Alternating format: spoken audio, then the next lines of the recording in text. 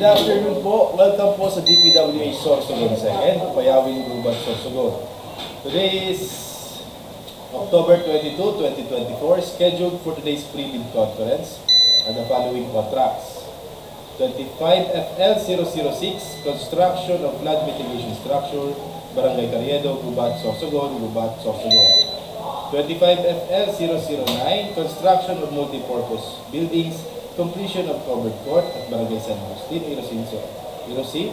Completion of fire station at Barangay Perlas, Prieto, Diaz, Sorsogon. Barangay Hall at Barangay Bagsangan, Irosin. Covered court at San Antonio, Prieto, Diaz, Sorsogon, Cluster 7. And 25FL0018, construction of flood mitigation structure, Barangay San Ramon, Bulan, Sorsogon. San Ramon, Bulan, Sorsogon. Present here today for today's pre-bid conference are the following. Dave Almelia, back chairman. Levi Pura Jr., back member. Erwin S. Encinares, back vice chairman. Lea Fontanares, back member. Glenn L. Inicio, back secretariat. Nathaniel E. Ferratero Jr., back planning section. Bian Albay. For today's pre-bid conference, meron na po tayong quorum and wala pong present na contractor dito. To discuss to us the basic contract data is Engineer Nathan Ferratero. Basic contract data for contract ID number 25FL0009, construction of multipurpose buildings, completion of covered court at Barangay San Agustin, Irosin, completion of fire station at Barangay Perlas, Prieto, Diaz, Barangay Hall at Barangay Bagsangan, Irosin, and covered court at Barangay San Antonio, Prieto, Diaz, Sorsogon, Cluster 7. Contract location is at Barangay San Agustin, Irosin, Sorsogon, Barangay Perlas, Prieto, Diaz, Sorsogon, Barangay Bagsangan, Irosin, and Barangay San Antonio, Prieto, Diaz, Sorsogon. Approved budget for the contract is 22,770,000 pesos. Brief description, construction of multi-purpose building. Source of fund is NTP 2025. Contract duration, 150 calendar days.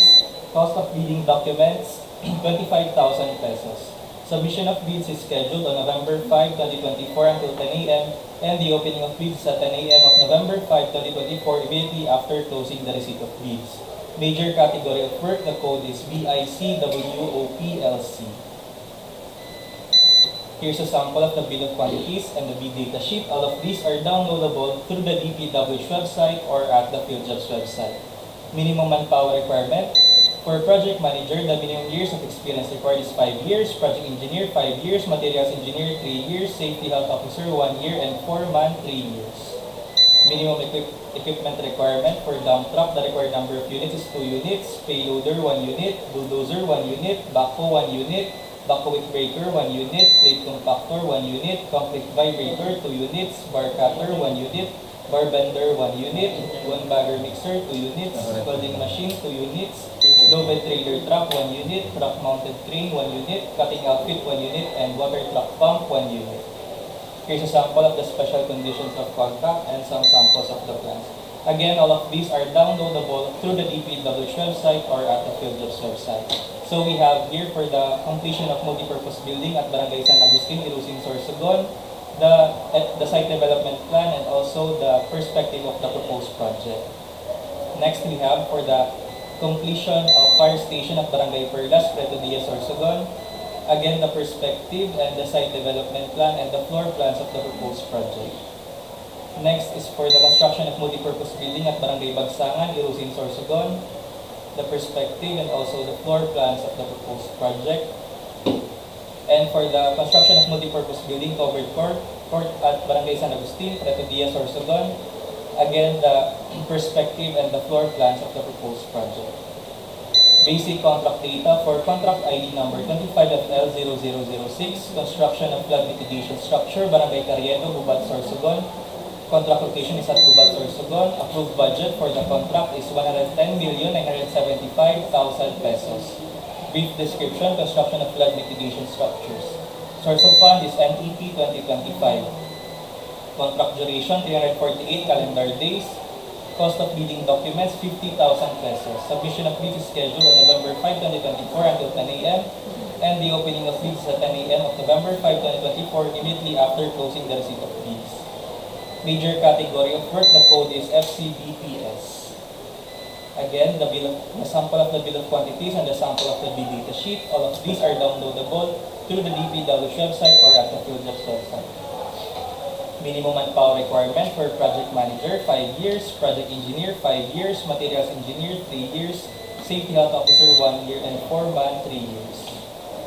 Minimum equipment requirement for bar cutter, 1 unit, bar bender, 1 unit, cargo truck, 3 units, 1 bagger mixer, 4 units, water truck pump, 2 units, concrete vibrator, 3 units, dump truck, 4 units, payloader, 1 unit, and bulldozer, 1 unit, backhoe, 2 units, backhoe breaker, 1 unit, roller crane, 1 unit, vibro hammer, 1 unit, welding machine, 1 unit, cutting outfit, 2 units, freight compactor, 2 units, low bed trailer truck, 1 unit. Here's a sample of the special conditions of contract and some samples of the plans. So we have here the location map of the proposed project and the typical flood mitigation structure. Next is the basic contract data for contract ID number 25 of L0018, construction of flood mitigation structure at San Ramon, Bulan, Sorsogon. Contract location is at San Ramon, Bulan, Sorsogon. Approved budget for the contract is 57,900,000 pesos. Brief description, construction of flood control structure. Source of fund is NEP 2025. Contract duration is 280 calendar days. Cost of bidding documents, 50,000 pesos. Submission of bids is scheduled on November 5, 2024 until 10 a.m. and the opening of bids is at 10 a.m. of November 5, 2024 immediately after closing the receipt of bids. Major category of work, the code is FCBPS. So we have here the sample of the bid of quantities and the sample of the bid data sheet. For the minimum manpower requirement, project manager, 5 years, project engineer, 5 years, materials engineer, 3 years, safety health officer, 1 year, and foreman, 3 years. For backhoe, the required number of units is 1 unit, bar bender, 1 unit, bar cutter, 1 unit, bulldozer, 1 unit, cargo truck, 1 unit, chainsaw, 1 unit, concrete vibrator, 1 unit, roller crane, 1 unit, cutting outfit, 1 unit, dump truck, 2 units, 1 bagger mixer, 1 unit, payloader, 1 unit, vibro hammer, 1 unit, water truck pump, 1 unit, welding machine, 1 unit, motorized road grader, 1 unit, vibratory roller, 1 unit, and low bed trailer truck, 1 unit. So we have here the sample of the special conditions of contract and some samples of the plans. Again, the location map and also the typical flood control structure. So for the next slide.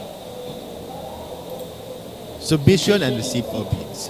Bids should be submitted to the back of the date, time, and either at its physical address or through online submission specified in the instruction to bidders, through its bidders' duly authorized representative in a 2-envelope system, where the eligibility and technical requirements are enclosed in one envelope and the financial requirements in another envelope. Eligibility and technical envelope and financial envelope shall then be enclosed in one single envelope. Bid validity shall be 120 calendar days from the date of the opening of bids. Each bidder shall submit one copy of the first and second components of its bid.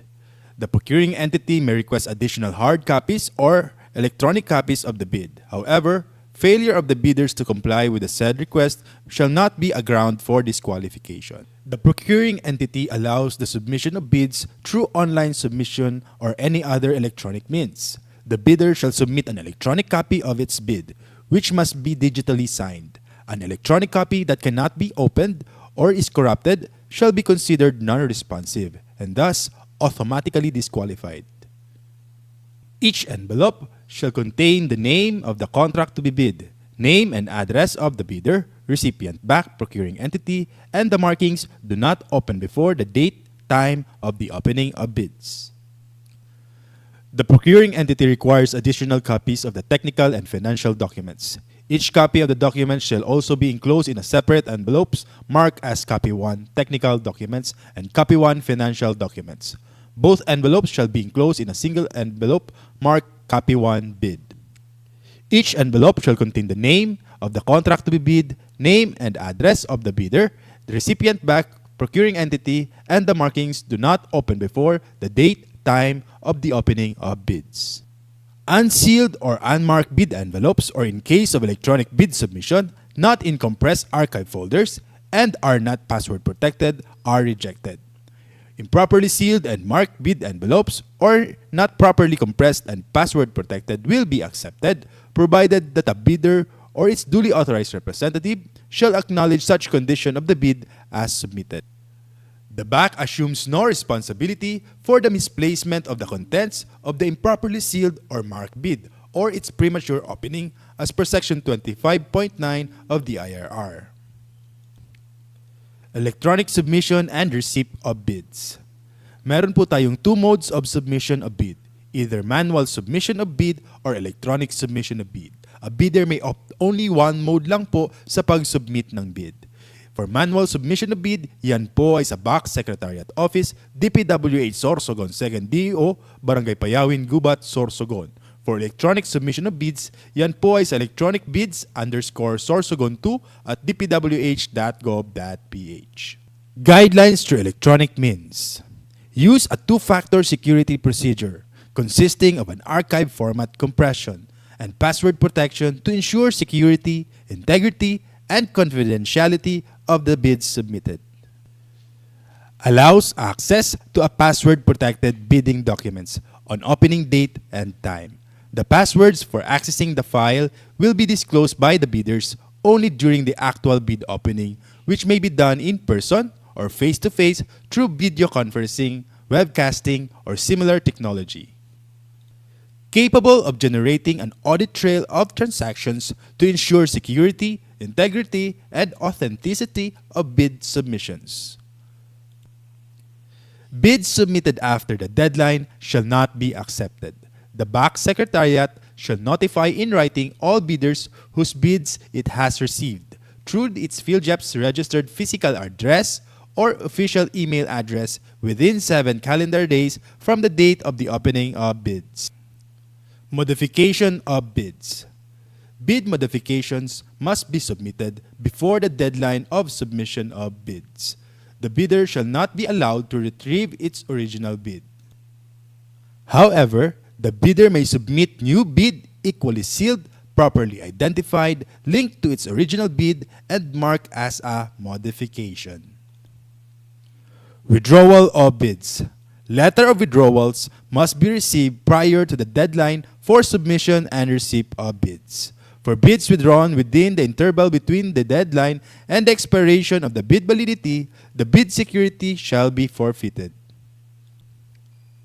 For electronic bid submission, bidder shall send another bid equally secured, properly identified, and labeled as modification of the one previously submitted. The time indicated in the latest bid receipt page generated shall be the official time of submission. Requirements of bidding documents. The following documents are posted in the DPWH websites and PhilJEPs to aid our contractors in preparation of their bids. The following documents are invitation to bidders, instruction to bidders, general conditions of contract, special conditions of contract, bid data sheet, drawings, bill of quantities, and sampled forms. Eligibility criteria. To be eligible to participate in the bidding of the said projects, a bidder must be a duly licensed Filipino citizen for sole proprietorships, partnerships duly organized under the laws of the Philippines, and of which at least 60% of the interest